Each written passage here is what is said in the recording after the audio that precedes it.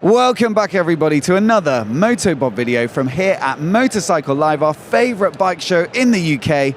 And this time we're at KTM, who have a lot of new announcements for 2025. And so here we go with my pick of the bunch. Now, if you're trying to be stealthy and go unnoticed, then do not buy one of these. This is an entirely orange bike, and it's the new 990 RCR from KTM, which is their re-entry into the sort of larger capacity sports bike arena. Previous to this, you just had the RC390 and the RC125, but this one, well, it's based upon the 990 Duke, as you might have guessed. And given what I thought of that bike earlier this year when I tested it, well, this one should also be really rather tasty. It's the 947cc parallel twin, which is bags of fun out on the road, and I assume this one will get as much power as the 990 Duke R, which is tuned up a little bit more than the standard 990 Duke and makes 128 horsepower peak. On top of that, you've got adjustable WP Apex suspension. There's some decent Brembo 4-pot radially mounted calipers up front, all the latest gizmos and gadgets and track modes and stuff like that, including that massive horizontal 8.8-inch TFT display that they're now fitting to a lot of their 2025 models. But of course, the big thing that differentiates this from the 990 Duke R is the fact that you've got those sports bike ergonomics with the lower clip-on style handlebars, the fairing to get tucked in behind, and also some aero winglets at the front end, which are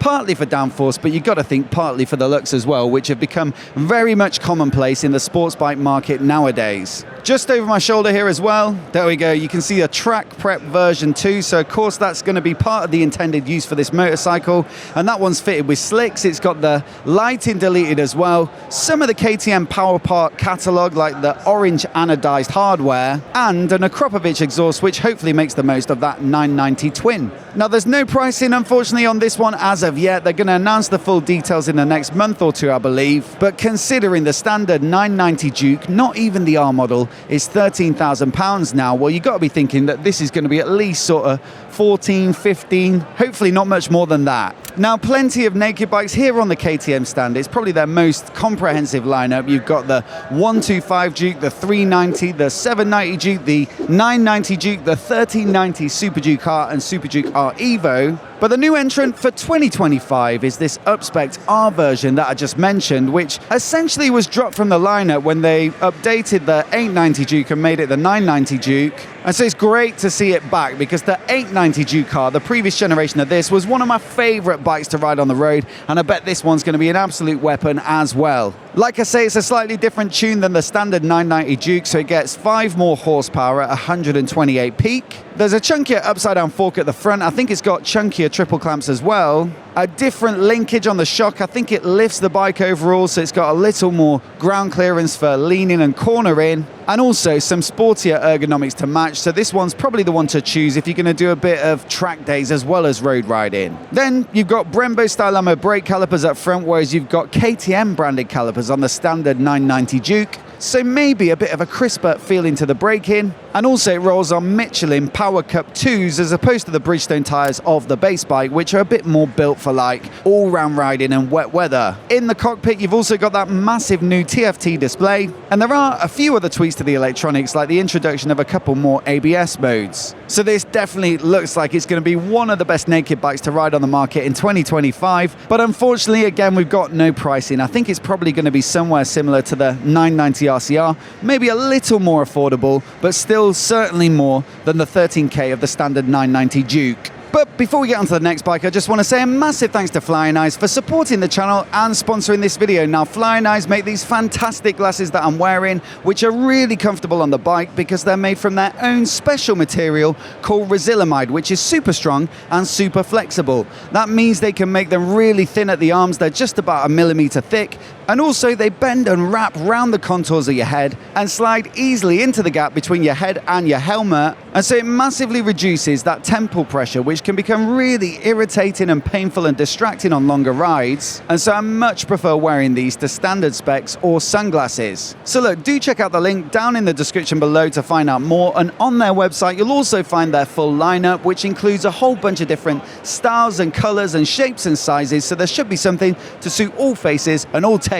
So once again, a massive thanks to Fly Nice for their support and for making videos like this one possible. Now, I think the biggest emerging trend for the 2025 model year has to be the smaller, lighter, more affordable adventure bikes, and this is KTM's offering, which is the new 390 Adventure R. This is another bike where the full details are yet to be announced, but looking at it here, you can see quite a lot of the details and probably imagine what it's going to be like to ride. Naturally, the 390 is based upon their existing 390 single-cylinder engine that you'll find in the 390 Duke, the 390 Adventure, but this one gets a proper off-road bias chassis with a big 21-inch front on spoke wheels, tall suspension, I think a new frame as well, and what looks like a very rally-style riding position with a long, flat seat that should facilitate easily going between standing and sitting. I'm also a big fan of the styling on this one. It's definitely taken a bit of rally inspiration with that slab-like front end and the big high mudguard. And so for me, it looks a lot more desirable than the standard 390 Adventure, and I'd love to know what you think of the looks down in the comments below. With this one, we've also got an Enduro version that's on the way and also a Supermoto, so the 390 lineup is about to grow quite significantly, and so plenty of choice for all different styles of riding. I'm just hoping that they keep the price in check with this one, with the 390 Adventure coming in at around $6,500, I believe, so hopefully not much more than $7,500 or so for this. Now, the more serious end of the adventure bike spectrum, though, we've got the brand new 1390 Super Adventure S and Super Adventure S Evo. Both have got more power now, moving from 1290 to the 1390 engine with its new variable valve timing system, and so they've gone from the previous generation's already quite impressive peak power figure of 158 horses to a whopping 170, which puts it right up there with the Multistrada V4 as one of the most powerful adventure bikes currently available on the market. There are some tweaks to the chassis as well. I think they've also made the pegs a little bit lower and wider apart, so it might be a bit more comfortable in the ergonomics.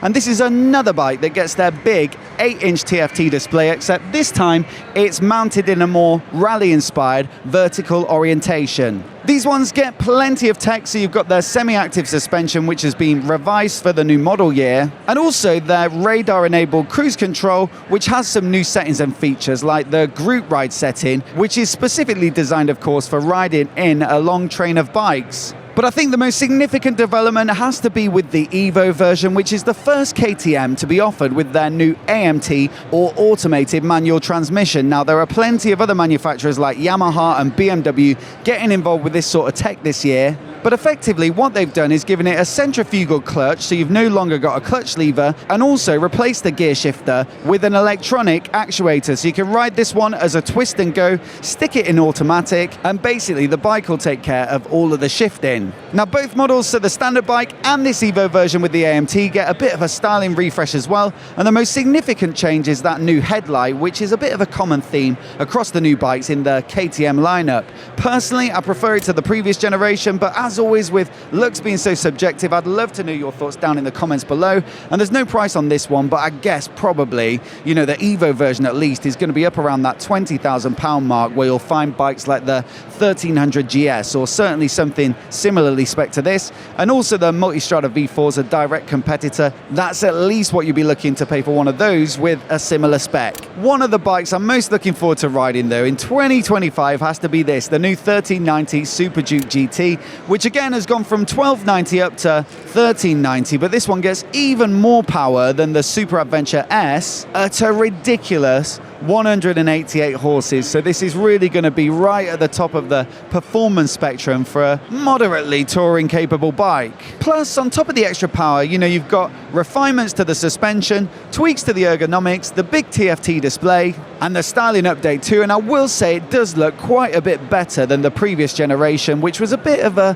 weird looking bike, I'd say. This one, I know it's still not necessarily the most beautiful bike you'll see at the show, but I think it's a little easier on the eye, and the headlight is a big part of that. Few can combine, I would say, speed and comfort in such equal measure, and basically it's like riding a Super Adventure S but just lower slung and a bit better handling because of that 17-inch front wheel. In fact, most of the competition, you know, similar bikes to this, like the BMW S1000 XR, the Tracer 9, they're all a little bit long in the suspension. They're tall, crossover style bikes, and so this one doesn't really necessarily have much direct competition apart from the more basic Suzuki GSX S1000 GT. So if you want something that's a bit more premium than that bike, something a little more exciting in terms of performance, a bit more techy, then there aren't many better choices than this. Of course, the catch is going to be the price. The previous generation was 19 grand, so this one's probably going to be 20 or so, or maybe a little bit more. But still, it's one of the bikes that's high on my list for 2025 to review, and even if I get to ride one for a couple of weeks, I'll be very much enjoying myself. So that, my friends, rounds off KTM for 2025. Let me know which bike you fancy down in the comments below, and also I'll put our playlist on the screen now with all of our videos from Motorcycle Live, so you can check them all out in case you missed any. Also, do hit subscribe if you want to see all of our videos as soon as they go live. A huge thanks for watching today, and we'll see you in the next video.